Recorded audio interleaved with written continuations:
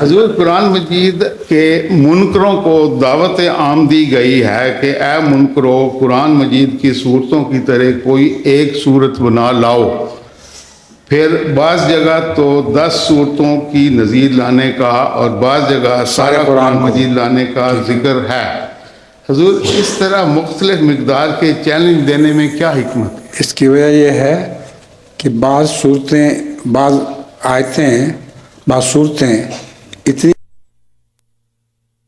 اور بعض 10 صورتیں ایسی ہیں جن کی مثال کوئی نہیں ہو سکتی، اور سارا قرآن تو سب کے لیے ایک چیلنج ہی ہے. یہ 3 صورتیں ہیں چیلنج کی، اور ان کو قبول کرنے والے بھی مختلف علم و عقل کے لوگ ہوتے ہیں. بعض لوگوں کے لیے ایک صورت بنانے بھی مشکل ہے، بعضوں کے لیے 10 صورتیں بنانی مشکل ہے، بعضوں کو سارا قرآن کہا جائے تو ناممکن ہے. جزاک اللہ. ٹھیک ہے. جی جی جی سر.